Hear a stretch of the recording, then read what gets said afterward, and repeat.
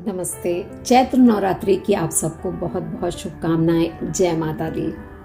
इस बार की नवरात्रि जो स्टार्ट हो रही है वो 13 तारीख से लेकर के 22 तारीख तक है और इसका जो टाइम है यानी कि घट स्थापना का जो टाइम है वो मॉर्निंग 5:24 से लेकर के 10:40 AM तक है।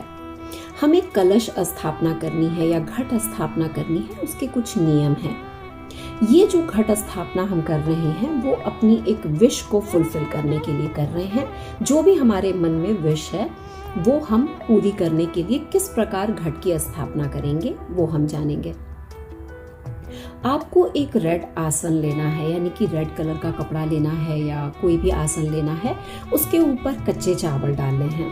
कच्चे चावल को डालने के बाद आपको कलश लेना है। वो कलश आप मिट्टी का ले सकते हो या जो आपकी श्रद्धा हो वैसा आप कलश लोगे। उस कलश को पानी से भरना है। अगर आपके पास गंगा जल है तो आप गंगा जल डालें। गंगा जल डालना बहुत ही शुभ रहेगा। आप उसमें 3-4 बूंदे डाल सकते हो या आप पूरा गंगा जल आपके पास है तो उस कलश को आप उससे भर सकते हो। ये डालने के बाद उस लोटे यानी कि जो कलश आपने लिया है उसके ऊपर आपको स्वास्तिक बनाना है। स्वास्तिक बना लेने के बाद अब आपको 4 चीज़ें अपने साथ रखनी है।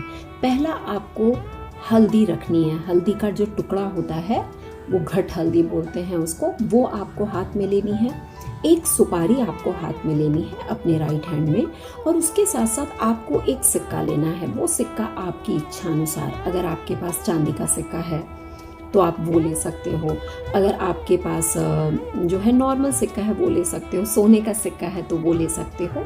जो भी आपके पास एक सिक्का है वो आपको अपने राइट हैंड में रखना है और साथ ही साथ कुछ फूल रखने हैं। वो रखने के बाद लेफ्ट हैंड से आपको अपने हाथ को बंद कर देना है। इस प्रकार बंद करने के बाद जो भी आपके मन में विश है वो आपको 3 बार दोहरानी है। जो भी आपके मन में इच्छा है वो आप 3 बार दोहराएंगे। उसके बाद ये जो आपके हाथ में सामग्री है उसको आपको इस कलश के अंदर डाल देना है। डालने के बाद अब आपको आम के पत्ते लेने हैं। आम का पत्ता आप 5 ले सकते हो, 7, 9, 11 जो आपकी श्रद्धा हो आप ले सकते हो और उसके ऊपर आम के पत्ते रख देने हैं उस कलश के ऊपर।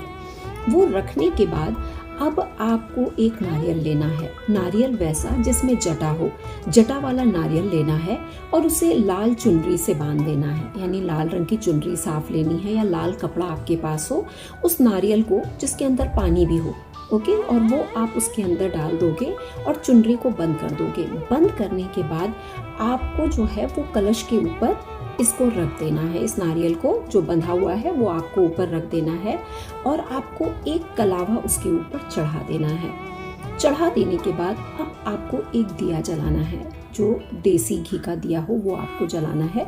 जलाने के बाद आपको वापस अपना एक संकल्प करना है कि मैं ये विश रख रहा हूँ या रख रही हूँ। जो भी आपके मन में विश हो वो आप रखेंगे और आप बोलेंगे माता रानी ये विश आप पूरी करेंगे और मैं 9 दिन तक कुछ नियम को पालन करूँगा या करूँगी। उन 9 दिन के नियम के अंदर आपको कुछ पालन ये करना है कि आपको नॉनवेज नहीं खाना है, आपको सात्विक भोजन करना है। अगर आप फलहारी पे हैं कि सिर्फ फल खाते हैं तो फल खाएं, लेकिन अगर आप अनाज खा रहे हैं तो आपको जो है सात्विक खाना है। यानी कि आप ऑनियन नहीं खा सकते हो, आप लहसुन नहीं खा सकते हो, सादा खाना आपको खाना है। उसके साथ ही साथ आपको झूठ नहीं बोलना है।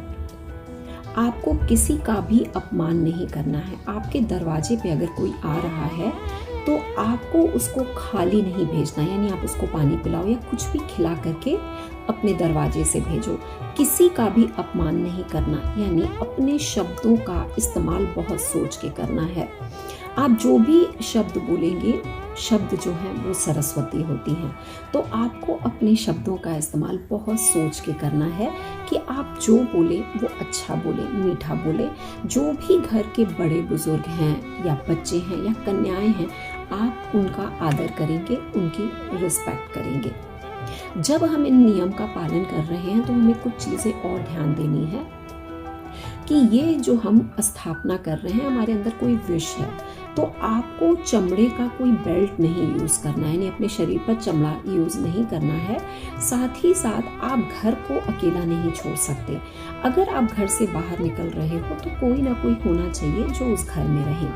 शाम के टाइम पे आपको घर को शुद्ध करने के लिए कपूर जला सकते हो, या कोई भी अगरबत्ती जो आपको अच्छा लगता है, दिया तो आप जलाओगे ही, वो आपको जलाना है। तो मन में ये विचार रखने हैं कि मैं इन नियमों का पालन करूंगा या करूंगी। आप जिस बिस्तर पे सो रहे हो वो साफ होना चाहिए। अगर आपको लगता है कि बिस्तर पे ही बैठ करके सब खाते हैं, उठते हैं, बैठते हैं, तो इन 9 दिनों के दौरान आप जो है वो ज़मीन पे गद्दा लगा करके, साफ चादर लगा करके सो सकते हो। अब आपको ये नियम तो पालने ही हैं, जो भी आपके मन में विश है वो मन में रख करके ये चीज़ें बोलनी हैं। ये बोलने के बाद जो है, अब आपको कुछ चीज़ों का, ये आपने अपने विश के लिए किया कि ये नियम मैं पालूंगा और ये 9 दिन तक मैं इस नियम के अनुसार ही चलूंगा, और तब आप इसकी शुरुआत करेंगे। इन 9 दिन के दौरान आपको कुछ काम और नहीं करने हैं। पहला ये कि माता को आपको आंवला नहीं चढ़ाना है और ना ही आपको आंवले का सेवन करना है। इस 9 दिन आप माता को तुलसी नहीं चढ़ाओगे, ना ही धुरवा चढ़ाओगे, ना ही आप अपने मुंह में तुलसी डालोगे। ये 3 चीज़ें आपको सेवन नहीं करनी है या चढ़ानी भी नहीं है। धुरवा भी नहीं चढ़ाना है, आपको आंवला भी नहीं चढ़ाना है, और ना ही तुलसी माता को चढ़ानी है।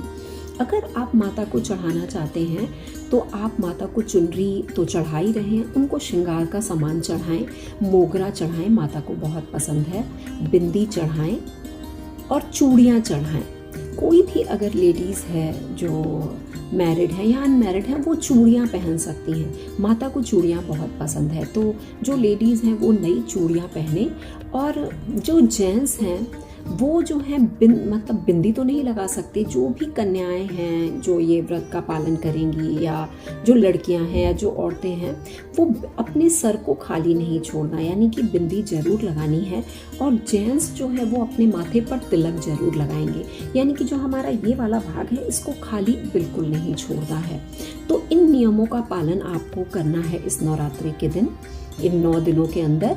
और मन को बिल्कुल शुद्ध रखना है, यानी कि अपने शब्दों से, अपने मन से, अपने विचार से, अपने कर्मों से हमें अच्छे ही काम करने हैं इन 9 दिन। अगर हम ये 9 दिन माता को समर्पित करते हैं और इन नियमों का पालन हम करते हैं संकल्प के साथ कि मैं इसका पालन करूँगा या करूँगी, तो माता रानी आपकी विश जरूर पूरी करेंगी। जो भी काम आपका रुका हुआ है वो आप देखेंगे, उसके लिए रास्ते खुलने लगेंगे, आपका कार्य जरूर होगा। तो आपको नवरात्रि की बहुत बहुत बधाई। ये नवरात्रे हम सबके जीवन में बहुत सारी खुशियाँ लेकर के आए, इसलिए हम सबको माता के गाने अच्छी तरह सुनने हैं, भजन सुनना है, उन्हें याद करना है। आप सबको विदा लेते हुए नवरात्रि की बहुत बहुत शुभकामनाएं। जय माता दी। धन्यवाद।